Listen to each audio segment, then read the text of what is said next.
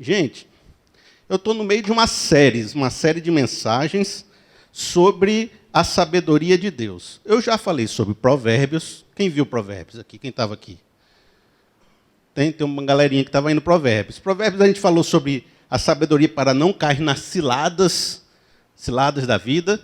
A gente falou também sobre Provérbios como construir a nossa prosperidade, a sabedoria do sábio para construir a prosperidade. Depois nós falamos sobre Eclesiastes, no domingo passado, e tem um pessoal que saiu meio cabisbaixo com a vida, sabe? Que o Eclesiastes, ele é meio complicado mesmo. Aí parece que eu preguei errado, sabe? Quando eu falei o Eclesiastes, porque assim, o Felipe pregou, mas a gente saiu com a cabeça meio quente. Ele não deve ter pregado direito. Mas foi porque eu preguei direito que você saiu com a cabeça quente, porque o Eclesiastes tem isso. Não tem quem entre no Eclesiastes um pouquinho e não saia assim com uma semana pensando na vida, não. Então, se eu dei certo, você saiu daqui com a cabeça quente. Se eu dei errado, você saiu aqui tranquilo. Então, esse não foi o propósito do livro. O livro de Eclesiastes é deixar você com umas caraminholas na cabeça, pensando, rapaz, não é mesmo? E então, como é que faz? É isso. E às vezes a gente traz esse entendimento um pouquinho mais difícil para você também pensar. Tem dia que a gente traz uma palavra de consolação, tem dia que a gente traz uma palavra de questionamento. Tem dia que traz uma palavra de desafio, de fé, e a gente vai construindo assim a palavra de Deus. Hoje eu vou falar sobre Salomão, certo? E eu estou pensando em fazer umas 3 mensagens sobre Salomão, para não passar assim muito rápido e acabar não pegando assim o tutano do negócio. Eu vou fazer umas 3 mensagens para a gente poder aprender direitinho. Agora, a situação na época de Salomão era muito difícil. Era uma situação muito complicada. O contexto do qual ele surgiu era um contexto de muitos dramas, muitas complicações. Eu trouxe assim, como se fosse um jornal da época do Salomão, certo? Aí eu vou ler aqui umas notícias. Em cima eu trouxe umas fotos de referência para vocês verem. Eu vou começar aqui com o caderno da época. O caderno é o de moda. De moda, de cultura, de cotidiano. Tem até uma mulher sensual aqui, vocês não fiquem escandalizados não, certo? É o jornal da época. Diz assim, cotidiano. Cotidiano é assim, conheça Betseba, bela, recatada e do lar. Vocês viram essa notícia essa semana? É a Betseba, bela e recatada do lar. O perfil da mulher que mexeu com o coração do rei. A Betseba foi aquele pivô da confusão do Davi, não foi? Com Urias. Ela criou uma confusão doida lá, e o Davi meteu o pé pelas mãos, teve uma dificuldade grande. Aí começou desse jeito. Eu vou deixar aqui o caderno de fofoca aqui do lado. E vou pegar aqui um caderno aqui que está dizendo aqui. O que está dizendo agora? Lava Jato. Delação premiada. Natan entrega esquema de Davi para assassinar Urias. Não foi? Quem conhece a Bíblia aí? O profeta Natan chegou para Davi, eu sei o que você fez. Quem foi que delatou foi Deus, né? O Natan foi o juiz Moro, né? O Davi fez um negócio aí, Natan, vai lá pegar ele. Aí o Natan foi lá, o Davi, baixa só um pouquinho o meu retorno. Aí foi lá, pegou ele e confrontou, olha, você pegou a mulher do Urias, e depois botou o Urias lá na frente da batalha para morrer. Eu sei o que você fez. Você está lascado, seu Davi. Ele lançou até uma maldição em cima do Davi lá. Policial. Aminon estrupa sua irmã Tamar e é assassinado por Absalão, seu outro irmão. Rei Davi afirma, não sei o que fiz para merecer isso. Um estrupo na família e um assassinato. E o Davi, um pai omisso que não sabia o que estava fazendo. Olha só, vou pegar outro caderno aqui. Tem mais 2 notícias que eu trouxe para vocês agora. Outra notícia. Mundo. Crise no Oriente Médio. Isso nem tem, né? Naquela época nem tem. Absalão declara guerra contra o seu pai, Davi, causando mais instabilidade no Oriente Médio. Aí o filho Absalão quis tomar o governo do pai, fez uma guerra civil, e a confusão é grande e termina com a morte do Absalão. Aí vem mais uma notícia que diz, política. Para consolidar o poder, Salomão manda matar seu irmão Adonias. No meu governo não vai ter golpe, vai ter luta. Ainda bem que hoje não tem essas coisas, né? Só naquela época que a gente tem esse tipo de notícia. Hoje a gente vive um clima de paz e tranquilidade no Brasil. Mas vejam, até esse momento, todas as notícias eram notícias complicadas, notícias de destruição, e parecia que não havia fim nesse cenário de derrota. Aí, de repente, o Salomão vira um jovem rei e ele pensa assim, eu acho que na cabeça de Salomão rolou um pensamento desse jeito. Meu pai está morto. Meu irmão mais velho, Aminon, morreu. Meu irmão Absalão morreu. Meu irmão Adonias morreu e esse fui eu que matei. Assim, tá bom, né? Vamos parar com essa brincadeira. Antes que eu morra junto do negócio também, que o próximo na linha sucessória sou eu. O próximo a morrer ali era o Salomão. E não tinha mais filho de Davi, não tinha mais nada, a confusão era grande. Ele pensou assim, rapaz, a gente precisa mudar essa história. A gente precisa fazer algo para que esse ciclo de destruição que está chegando até aqui se estanque e a gente possa agora virar a página desse cenário e começar uma página de crescimento, de desenvolvimento. Essa história de sangue, de corrupção, de conspiração, de morte, de estrupo, de coisa ruim que tinha na Bíblia, precisa ser transformado em um reino agora de crescimento, de sabedoria, de riqueza, de paz, de prosperidade. E é isso que o texto de hoje vai tratar, desse ponto da virada entre essas situações complicadíssimas que estavam vivendo e um Salomão que decidiu, a partir desse ponto, construir uma história diferente na vida dele, na vida do reino dele. Dito isso, eu queria que os irmãos pensassem que talvez possa ser o momento de dar uma virada na sua vida também. E que talvez seja o momento de você virar a página de muita coisa que está acontecendo aí na sua história. Como é que está a tua vida? Se eu fosse ler as páginas de jornais que contam a sua história, estaria bem? Estaria com crise financeira? Estaria com crise no lar? Crise nos relacionamentos? Dificuldades? Frustrações? Quem sabe hoje não seja um dia para você virar essa página? Não seja um dia para você tomar determinadas decisões que vão deixar essa história para trás e construir uma nova história? Eu tenho aí 4 perspectivas nesse texto que eu quero dar de conselhos para você. A primeira, a terceira e a quarta são mais rápidas. A segunda eu vou demorar um pouquinho mais, tá bom? Vamos ver aqui como é que está o texto e o que aconteceu. Olha, está em 1 Reis, capítulo 3, versículo 3. Se você trouxe a sua Bíblia aí, às vezes tem um pessoal que traz, se você quiser acompanhar o texto, eu vou sempre estar lendo ali o texto meio que na sequência, então vai ser fácil. Se você abrir e quiser acompanhar, vai dar certo. Diz assim o texto, olha só. Salomão amava o Senhor, o que demonstrava andando de acordo com os decretos do seu pai Davi, mas oferecia sacrifícios e queimava incensos nos lugares sagrados. O rei Salomão foi a Gibeon para oferecer sacrifícios, pois ali ficava o principal lugar sagrado, e ofereceu naquele altar 1000 holocaustos.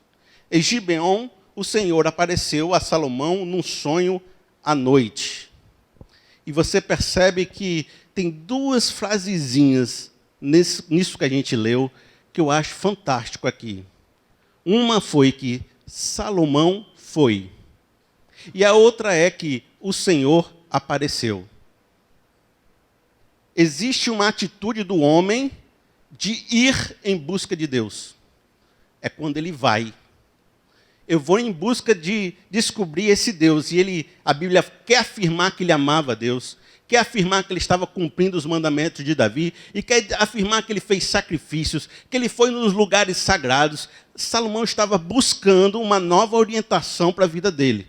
Ali esse texto está dizendo, Salomão decidiu não se conformar com a história que estava acontecendo e foi buscar uma solução superior, foi buscar em Deus um tipo de resposta para a tua questão.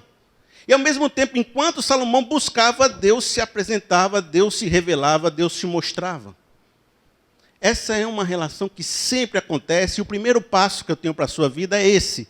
Chame Deus para participar da sua história. Em todas essas notícias que eu coloquei para vocês, Deus não estava presente. Aminon não consultou Deus antes de fazer as coisas. Adonias não consultou Deus. Absalão não consultou Deus. Deus era um ser ausente na história. Não porque ele quisesse, mas porque as pessoas não estavam chamando Deus para o meio da sua vida. Salomão, então, percebendo a história dos seus irmãos, ele diz, eu preciso mudar essa história, eu preciso ter novos direcionamentos, e eu preciso colocar esse ser grandioso, Deus, Criador dos céus e da terra, de volta para a história. Para que, de repente, essa maldição que está sobre a minha família se vá. E foi isso que ele fez. Vejam só o que diz Jeremias 29:12. Esse versículo é muito bonito. Diz assim: então vocês clamarão a mim, virão orar a mim, e eu os ouvirei. Vocês me procurarão e me acharão, quando me procurarem de todo o coração. E eu me deixarei ser encontrado por vocês, declara o Senhor. De novo, vocês virão, vocês orarão e vão me buscar de todo o coração. Aí o Senhor disse: e eu me deixarei ser encontrado por vocês. Então, como é que você procura Deus? Como é que você tem um encontro especial com Deus? Quando você busca de todo o coração. Não é qualquer tipo de busca, não. Tem que ser uma busca de entrega, uma busca com humildade, abrindo as portas. Porque Deus, Jesus fala que Ele está às portas batendo para ter uma comunhão com você. E se você abrir a porta, Ele vai entrar e vai ter uma celebração com você. Então, meu irmão, quanto tempo faz que você não tem buscado a Deus?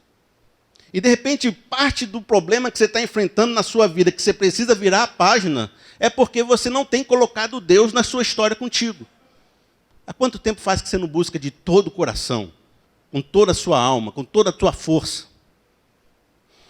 Aí, quando você faz isso, parece que Deus coloca uma lente nova sobre os seus olhos. Quando meu irmão, ele sempre foi meio fundo de garrafa, os óculos grandes assim, né? Aquele bem pesado, desde pequenininho. Depois ele fez uma cirurgia e ficou sem óculos. É um negócio maravilhoso esse negócio.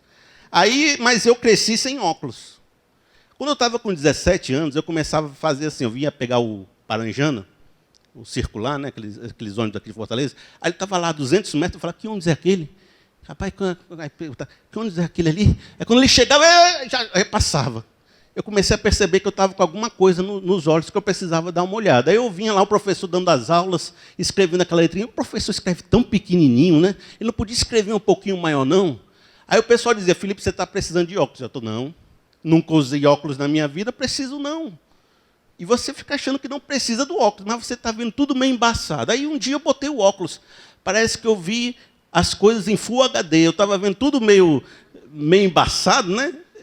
Aí eu botei, saí lá do shopping com óculos, eu olhava assim: olha o nome daquela loja, bem de longe. Eu achava que ninguém enxergava desse jeito. Quando eu botei o óculos, eu percebi: o mundo tem tanta coisa diferente que eu não estava enxergando. Quando a gente busca Deus, Deus coloca um óculos na gente e a gente começa a perceber Deus em todo lugar. Não é que Deus estava escondido, Deus estava do seu lado, mas você não percebia. Deus estava aqui, Deus está aqui hoje. Está entendendo? Deus está aqui.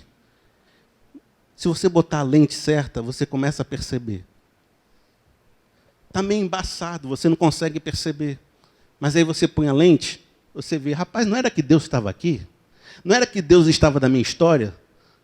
Como é que você encontra Deus? Quando você começa a procurar. E quem procura geralmente acha.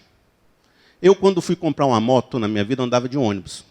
Chegou uma época que eu falei: não dá mais, ônibus não dá mais. A gente gasta 1 hora para chegar num canto que de carro é 5 minutos. Não tem condição. Eu falei: eu preciso ter um veículo. Eu não tinha dinheiro para ter um carro, eu comprei uma Bis, que fazia 70 quilômetros com 1 litro de gasolina. Quem já teve? Honda Bis, com tudo ela combina, só não combina com posto de gasolina. Não tinha. Eu comprei a Honda Bis. E era realmente, 1 litro dava assim, uns 60 quilômetros. Aí fui lá, eu e a Cíntia. A Cíntia me conheceu desde a época que a gente tomava uma Coca-Cola para 2 pessoas. Então, qualquer coisa que vier de bênção hoje, sabe que foi fruto do relacionamento. Não tem aquele negócio, né? Casou por causa do dinheiro. Não teve isso. Aí, comprei a moto, estava lá, eu e a Cíntia andando. Só que antes de comprar a moto, eu só pensando em ter a moto, eu comecei a ver moto em todo lugar dessa cidade. Eu via moto, eu via onde... Tu sabe onde é que estaciona a moto no seu shopping? Você não sabe porque você não tem moto. No dia que você tiver moto, você sabe onde é que é o lugar do estacionamento. Aí você começa a perceber as coisas que você nunca viu. E como é que eu guardo um capacete? E como é que eu faço isso? E como é que eu pentei o cabelo depois de eu tirar o capacete? Aí você começa a ver várias coisas que você não via porque não tinha moto. Aí eu vi moto 250, moto 125, XLR, Titan, isso e aquilo. Eu comecei a descobrir todo um mundo que eu não conhecia só porque eu liguei um filtro na minha cabeça. Quero saber de moto. Então, meu irmão, quando você quiser saber de Deus, você vai ligar um filtro na sua cabeça, daqui a pouco você vai ver Deus em todo lugar. Vai ver Deus no supermercado, vai ver Deus num livro, vai ver Deus numa série que você está assistindo, vai ver Deus na palavra de Deus, vai ver Deus na palavra de uma irmã, vai ver Deus em todo lugar, mas precisa ligar o filtro. Precisa começar a buscar. Salomão buscou e teve um encontro especial com Deus. E esse é o primeiro ponto para você, vou repetir, diz assim: chame Deus para participar de sua história. Agora, para mim falar o segundo ponto, eu preciso fazer uma construção com vocês, porque algo curioso vai acontecer no texto. Está lá em 1 Reis 3, versículo 5. Em Gibeon, o Senhor apareceu a Salomão no sonho, à noite, e lhe disse: peça-me o que quiser e eu lhe darei. Aí essa frase é bacana, né? Já pensou Deus chegar para você com essa frase agora? Meu amigo, peça-me o que você quiser e eu lhe darei. Essa foi a palavra de Deus para Salomão.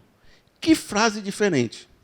É como se Deus chegasse para Salomão e falasse: olha, a sua vida veio dregringolando, a sua família está complicada, as suas circunstâncias, o seu reino estão cheios de problema. Então agora, nesse momento que você vem me buscar, me diga o que você quer.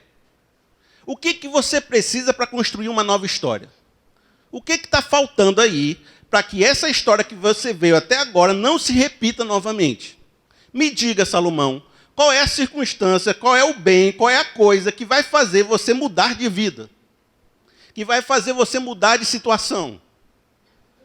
E era legal que naquele texto, se você continuar lendo, você vai perceber que tinha 3 possibilidades de resposta. Uma era pelas riquezas, a outra era pela morte dos seus inimigos, pelo poder, e a outra era pela vida longa, pelo desfrute, pelos prazeres. Porque você precisa ter vida longa para aproveitar a riqueza e o poder, né? Se você não tem vida longa, o que precisou, né? Você vai ficar rico um dia, no outro você morre. Você tem que aproveitar isso. Essas 3 coisas que Salomão poderia responder, parece o gênio da lâmpada do Aladim, né? Você faz assim, o gênio, né? Aí aparece o gênio, você tem 3 desejos. Tinha até umas piadas que tinham com esse negócio de gênio de 3 desejos. Aí, assim, subia aquele gênio do Aladim. Os mais nerds podem pensar no Dragon Ball Z, né? As 7 esferas do dragão, aí sobe o dragão com 3 desejos, né? Os mais nerds. Mas os mais clássicos, Aladim. Você ali só coisa. A lâmpada vem 3 desejos. Você pode escolher por riqueza, por poder ou por uma vida longa. Mas vejam só. Quem escolheu pelo poder, pela morte dos inimigos, foi Absalão. Não foi isso? Quem escolheu pelo poder foi Adonias, que quis derrubar Salomão do poder, pela riqueza. Quem escolheu pelo desfrute foi Aminon, que quis estrupar Tamar. Todas essas respostas eram a resposta que os seus irmãos tinham dado. No entanto, construíram uma vida de destruição. Então, o que Deus está tentando falar também é o seguinte: você vai escolher as mesmas decisões dos seus irmãos, então você não vai ter uma vida diferente dos seus irmãos. Se você escolher por esses expedientes, a sua história vai continuar como sempre foi e não vai mudar nada. Porque a sua família tem escolhido por riqueza, por vitórias, por vidas longas. É preciso que você tome uma decisão diferente. E toda pergunta de Deus é uma sondagem do seu coração. Porque Deus já sabe o que tem lá. É você que precisa dizer. Quando ele pergunta assim, o que você pediria? Você vai ter que soltar alguma coisa que está lá dentro do seu coração. E o que tem lá dentro? Qual seria a sua resposta?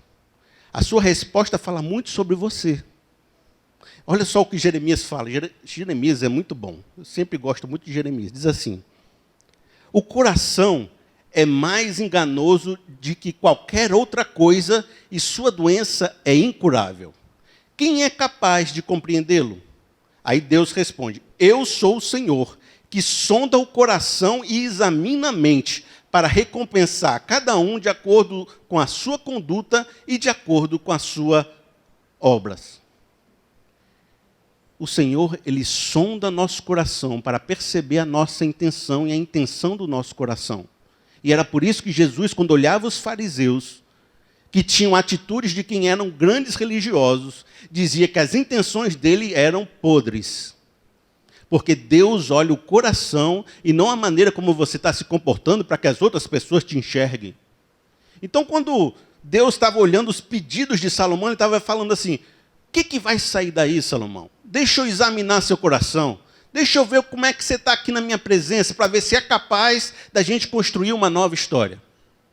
E qual foi a resposta de Salomão? Está ali em 1 Reis 3, versículo 7. Ele diz assim: agora, Senhor, meu Deus, fizeste o teu servo reinar em lugar de meu pai Davi, mas eu não passo de um jovem e não sei o que fazer.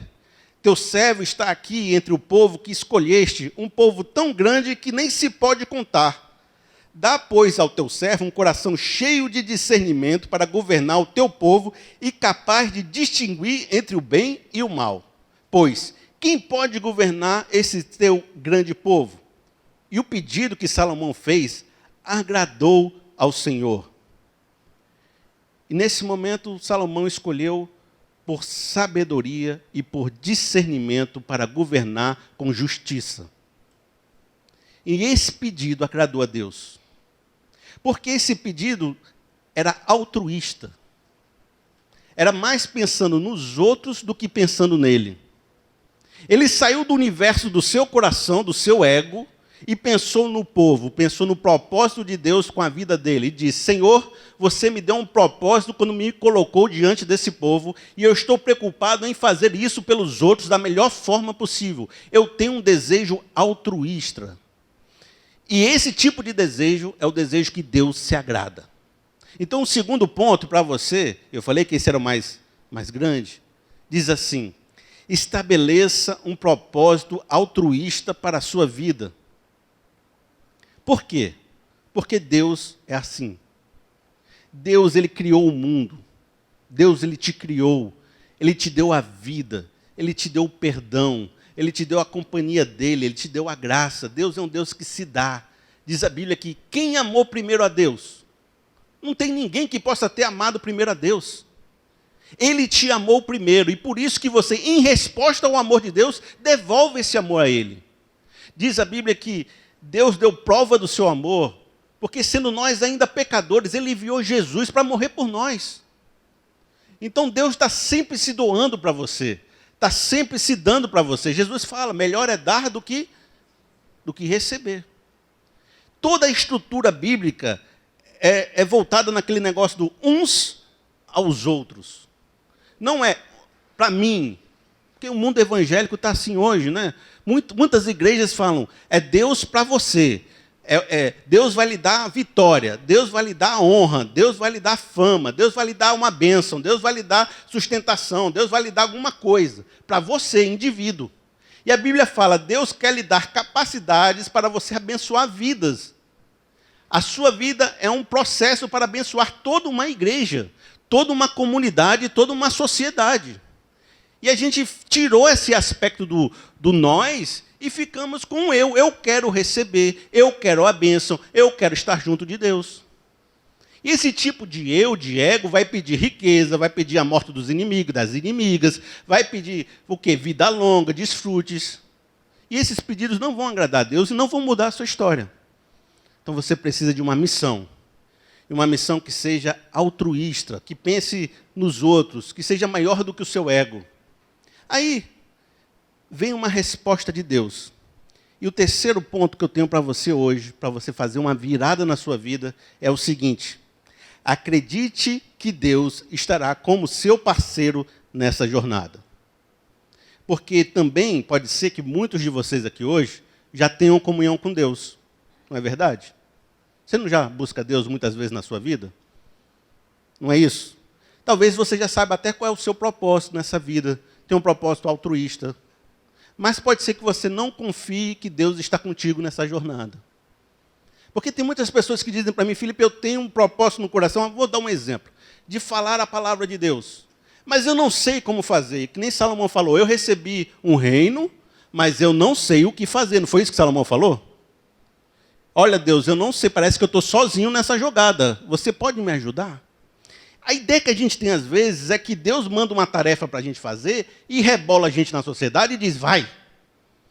Aí você diz, Senhor, mas como é que eu faço? Te vira, meu irmão, a tarefa é sua, o propósito é seu, e agora vai lá e tenta fazer o que você conseguir fazer, e se não conseguir, ainda vou lhe dar um castigo. Parece que é assim que Deus faz. Mas que isso? Se Deus te deu um propósito, Ele vai te dar uma promessa. Não é isso? Por quê? Porque Ele vai estar junto com você para fazer esse propósito ser realizado. A união de Deus com o homem não é ele pedindo um negócio para você e te empurrando na porta para fora e vai lá e faz. É um negócio assim, vamos caminhar junto. Vamos estabelecer uma parceria junto, Salomão. E aí que vem várias promessas de Deus para Salomão, e se você quiser receber alguma dessas daqui, glória a Deus. Diz assim: por isso Deus lhe disse, já que você pediu isso, e não uma vida longa, nem riqueza, nem pediu a morte dos seus inimigos, mas discernimento para ministrar justiça, farei o que você pediu, e lhe darei um coração sábio e capaz de discernir, de modo que nunca houve nem haverá ninguém como você. Também lhe darei o que você não pediu, riquezas e famas, de forma que não haverá rei igual a você durante toda a sua vida. Sabe o que é melhor em tudo isso, toda essa promessa que Deus falou para ele? É uma frasezinha que diz assim, ó: e eu lhe darei um coração sábio. Porque de que adianta você ter uma promessa dessa e não saber como viver e como decidir sua vida? Apesar de Salomão ter seu pedido aceito por Deus, ainda havia muita coisa no coração dele que precisava mudar. E não é assim na sua vida? Você tem coração perfeito? O seu coração está bem, não precisa mudar nada? O que Deus está falando para Salomão: olha, eu sei o que você quer, eu achei o seu pedido fenomenal, eu vou dar uma promessa para você, mas tem coisas que ainda vou fazer no seu coração, e eu vou te dar um coração capaz de tomar decisões diferentes do que seus irmãos tomaram, para que você comece a agir com justiça nessa terra, justiça nessa vida, discernindo entre o bem e o mal. Isso talvez seja uma das grandes perspectivas da Bíblia, porque se ele não trabalhar em mim, ele não vai conseguir trabalhar através de mim. Se Deus não primeiro mudar meu coração, ele não vai conseguir mudar minhas ações.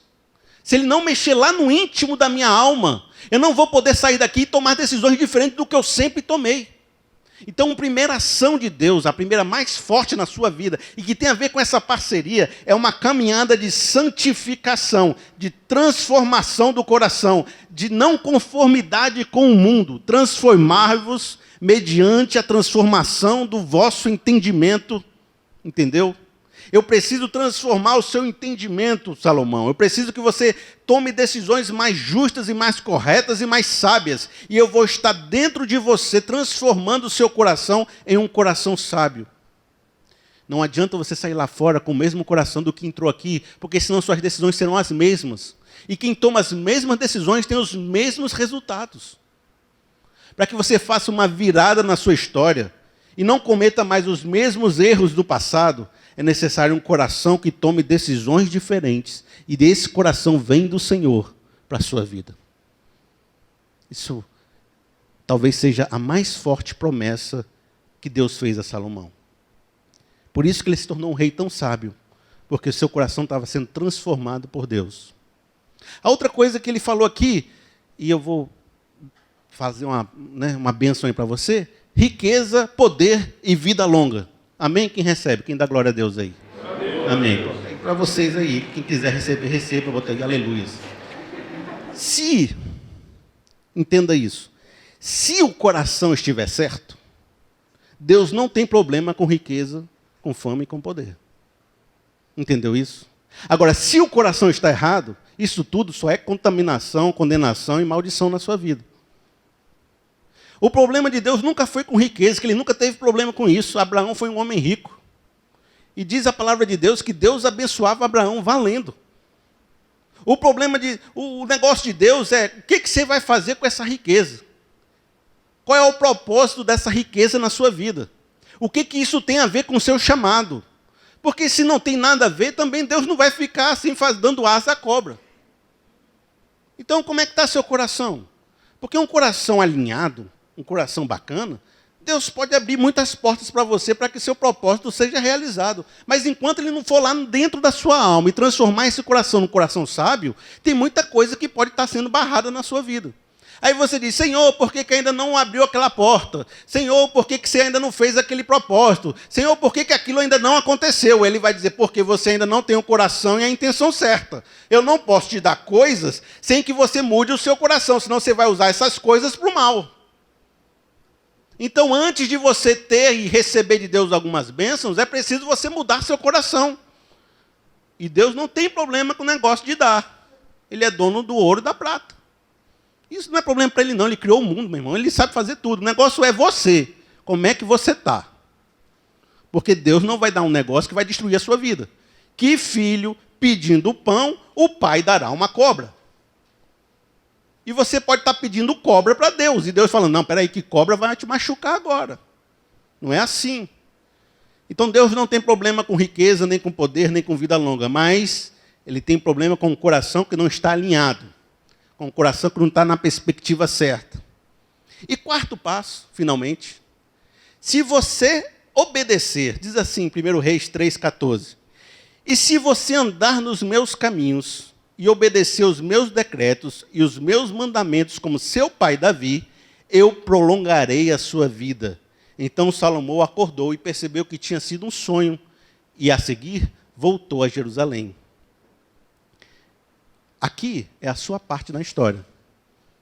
Deus falou, eu vou fazer, vou acontecer, vou lhe dar, vou estar com você, vou lhe dar uma promessa. Mas agora você sai lá e faz as coisas que eu estou mandando. Porque não adianta nada eu te dar uma promessa aqui, você viver sua vida como der e quiser, e aí ficar lá depois dizendo assim, cadê minha promessa, Deus, que você me prometeu aquele dia? Eu estou aqui esperando a promessa de Deus faz 10 anos e a promessa não vem. Não tem gente que fala isso? Está 15 anos esperando uma promessa de Deus e não acontece? Aí Deus fala, você também tem que sair daqui, obedecer os meus decretos, andar nos meus caminhos, meus estatutos, porque você vai construir a sua bênção. Se você fica em casa e não faz nada, como é que você vai receber alguma coisa? Porque muitas bênçãos são construídas. Uma pessoa que tem um casamento de 50 anos, foi uma construção de 50 anos para que aquele casamento está em pé, não foi? É uma bênção que você teve que construir, sair de casa e estar lá batalhando com o Senhor para aquilo ser construído. Uma pessoa que virou um médico, ele teve que fazer um vestibular complicado, 8 anos lá de faculdade, e um dinheiro assim de R$5.000 por mês para pagar uma mensalidade lá da faculdade, se não foi a faculdade pública. É uma residência lá complicada, uma pós-graduação, ele vai botar um consultóriozinho, daqui a lá 20 anos ele está ganhando um dinheiro bom, mas foi 20 anos de caminhada.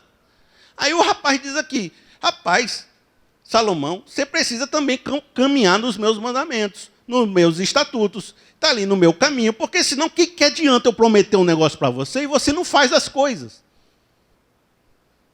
É a hora que você sai da presença de Deus, que parece um sonho. Salomão acordou e disse que foi um sonho, e volta para Jerusalém. É a hora que você sai desse culto cheio de determinações na sua cabeça e diz, amanhã, na minha Jerusalém, na segunda-feira, eu vou ter que tomar decisões, caminhar nos estatutos, obedecer os mandamentos, obedecer às ordens de Deus, caminhar junto com esse Deus, ter o meu coração transformado, viver uma nova história, transformar as folhas do passado em novas folhas, em novos caminhos. Porque se eu viver esse sonho aqui agora e amanhã chegar e fizer as mesmas coisas que eu estava fazendo ontem, eu não vou ter uma nova história. Então você vai acordar desse sonho e vai pensar, foi só um sonho, vou voltar para Jerusalém e vou continuar fazendo as mesmas coisas, então não vai mudar nada. Mas se você diz, isso aqui foi uma determinação, foi um propósito que eu tive, vou mudar minha história, e amanhã você vai acordar com as suas forças renovadas. E diz assim, mais do que esperam no Senhor, renovarão as suas forças. Amém, gente?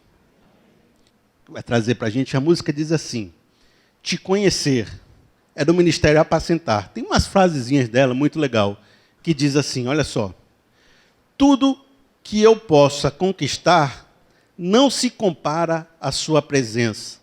Isso aí foi muito que a gente conversou hoje, não foi?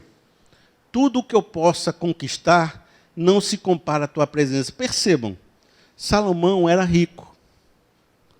Davi deixou uma riqueza para ele muito grande. Salomão tinha os exércitos de Davi e tinha paz na região, porque Davi deixou todo mundo lascado, né? Os inimigos tudinho lascado. E Salomão era jovem, ele tinha uma vida longa pela frente. Tudo isso Salomão já tinha. Mas ele pensou, tudo que eu possa conquistar não se compara à tua presença. Salomão não buscou a Deus porque lhe faltava alguma coisa. Salomão buscou a Deus porque Deus lhe faltava. Ele diz assim: te conhecer e prosseguir em te conhecer. Aqui é quando eu quero conhecer de Deus. Diz a Bíblia que o temor do Senhor é o princípio da sabedoria. Te conhecer e prosseguir em te conhecer. Este é o alvo da minha vida, Senhor. Te conhecer e prosseguir em te conhecer. É tudo que eu quero para a minha vida, Senhor. Se você não conhece essa música, a gente pode cantar no espírito de oração, ouvindo a palavra que vai ser ministrada pelo Ricardo. Vamos fazer um pequeno momento de oração. Eu queria que você pensasse agora que você entrou na presença de Deus e Deus está fazendo essa pergunta para você agora, dizendo: o que você quer que eu te faça? Me peça e eu te darei. Pense aí agora, Deus falando do seu lado, juntinho de você. Feche seus olhos. E Deus chega do seu lado agora e fala: me peça. Que tipo de projeto você quer realizar a partir de agora na sua vida? Que tipo de decisões você quer tomar agora para mudar a sua realidade? O que há de mais profundo do seu íntimo, que seja aquele sentimento de ajudar ao próximo, que seja aquele sentimento de trazer justiça a esse mundo, que você possa proclamar agora a Deus, porque Deus vai se agradar do seu pedido. E vai lhe dar um coração novo. E vai lhe dar uma promessa para amanhã. E você vai sair daqui para a sua Jerusalém e vai fazer um reino próspero de conhecimento, de sabedoria e de justiça. Vai romper com aquelas maldições do passado. Vai romper com a maldição de sua família. Vai romper com aqueles pecados que têm corroído sua alma. E vai trazer de novo uma nova realidade de prosperidade. Porque você agora está diante de Deus e dizendo: Senhor, sonda meu coração. Vê se há em mim algum caminho mau. Me perdoa, Senhor Deus. Dá para mim uma vida sábia, de sabedoria, de amor, de esperança. Senhor, eu quero ser teu filho, eu quero ser seu servo, Pai. Eu tenho essa tarefa que é levar esse reino de Deus adiante, mas eu sou muito pequeno, eu não sei como fazer. Me ensina, Senhor Deus, me ensina, porque só tu, Pai. Eu até posso ter dinheiro, até posso ter posses, até posso ter amigos, mas eu preciso do Senhor na minha vida. Que seja assim feito segundo a sua fé, como Jesus Cristo costuma falar. Vai, a tua fé te salvou. Eu faço essa oração em nome de Jesus. Amém. Amém, pessoal.